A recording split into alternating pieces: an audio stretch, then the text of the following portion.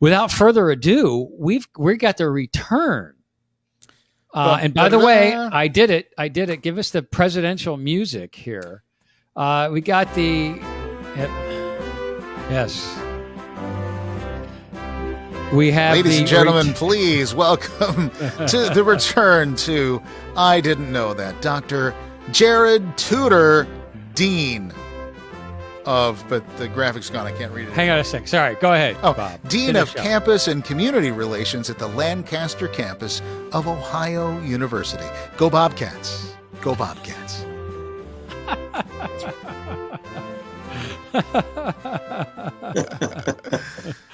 Very nice.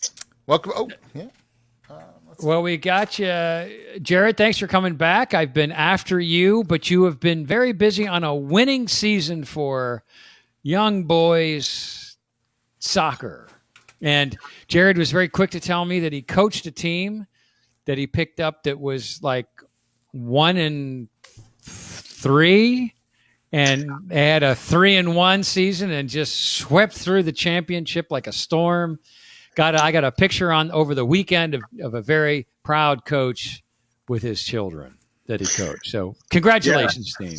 Thanks. Yeah, at one time in the season, we were 0-3-1, and the kids rallied, battled back, and wound up getting into the tournament on a last day whim by winning and another team losing. And we got into the tournament and won it.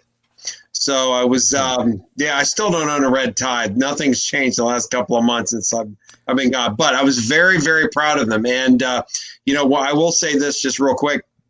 The proudest moment I've had with this team all year long was something that didn't happen on the field. It was off the field. In our first round game on Saturday, the other team only had 6 players. And I asked my team if they were willing to play 6-on-6 instead of 7-on-6, which we had the right to do. My team voted to play 6-on-6 and still won the game. So they won the game by doing the right thing. Excellent. So speaking of the right thing, you are going to finally come on and cover the Biden economic plan, which I've been beseeching you to do for several weeks now. So thank you, Jarrod. And I look forward to the plan. So why don't you lay out with what President Biden has in store for us and what's going on? Right. So you start with the fact that we already have $1.9 trillion in stimulus money already out there, right? And most of everybody, I think, is familiar with the idea that there were stimulus checks, $1,400 going out to those with AGIs, adjusted gross income of less than $85,000. Lots of subsidies for those who had health care plans under the ACA and some other things. All right. Now, what President Biden and the Democrats, most of the Democrats, are pushing for right now is roughly another $4 trillion, right, to be spent in the economy.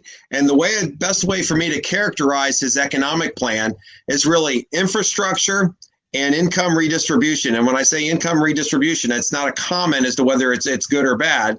All right, but it's essentially just that. So the big question, of course, is what's infrastructure, right? Well, infrastructure, roads, bridges, schools, water, mass transit, okay? But the Biden plan also has a little bit more, kind of an extension of what would be included in infrastructure, right? Things such as health care for the elderly, child care for parents, the ability to unionize if you're a gig worker, increases in wages. So, and one of the most important things is a push to get firms to engage in research and development with some of this newfound money that they got pursuant to the Trump tax cuts. Now, with that said, this is where we're battling back and forth between the Democrats and the Republicans. If you look to see what's going on right now, if you needed to cut a deal right now, it'd be about $1 trillion, and it would be for the traditional forms of infrastructure, right? Roads, bridges, schools, sewers, water, that type of thing. All right, mass transit. And I think everybody would agree right then and there. But President Biden is not comfortable with leaving infrastructure at just that. He believes, and again, since he's got majorities, slight majorities, but he's got majorities in the U.S. House and the U.S. Senate, he can get the other things, right? The care for the elderly, child care, increase in wages, some of the other things that are not things we generally can think of as infrastructure. The Biden administration's argument is that you can't get people to work without child care. You can't get people to work if they have to stay home and take care of elderly parents, right? We talk about the sandwich generation all the time, which is, people like us, the younger boomers. I'm not a boomer. The younger boomers, the Gen X people, and maybe some of the older millennials that say, I got my kids at home, but then I got to take care of my mom, my dad. How do I do this? All right. And again, if you think about childcare, one of the things we did learn in the pandemic, even though a lot of people wound up going home to work, we still had a huge crunch in childcare. A lot of people still stayed at work. Think of our service employees, right? Those that had to go to work no matter what, right? And then you have to think about the fact that a lot of these daycares shuttered, right? Further squeezing, right, supply. So the Biden administration has a lot in their spending plan to essentially do this. Now, that's infrastructure, right? But what about income redistribution? There's a lot in the way of healthcare. There's a lot in the way of tax credits, all right, for the middle class, the working poor, all right, especially in the way of tax credits for children, especially in the way of healthcare, all right? Now, it'll be interesting to see where this shifts out. If I had to bet right now, you're going to see deals struck, and it's probably going to be close to party lines. We're starting to see some movement. Again, if you read the news today, and I caught it right before the show tonight, that President Biden had to cut off talks with Shelley Moore Capito, who's the senator from West Virginia, who is leading the Republican portfolio, right, on infrastructure, and frankly doing a good job. I think there's a gulf between the Republicans and the Democrats on this, and right around about $1 trillion, right? And it's a pretty big gulf. Here's the good news, right? And again, you think about when we started this show, or at least I became a member of your show, we were talking about somehow the politics are really getting out of control. I don't care if you're a Republican, a Democrat, a Green Party, a Libertarian, independent, or somebody who doesn't follow politics at all. Here's where you should be happy. The tenor and tone of American politics has really been dialed down. And when you follow this infrastructure debate, I don't care where you sit, you should be proud. The arguments are based on what can we get done, what can we agree on, what can we not agree on. The leadership in the House and the Senate, both sides, Republicans, Democrats, and the Biden administration, all deserve a round of applause for keeping things on debate and not getting into the periphery. Excellent. So what are your what's your prognosis for this? Where does this wind up? Because I know there's a lot of pushback from Republicans.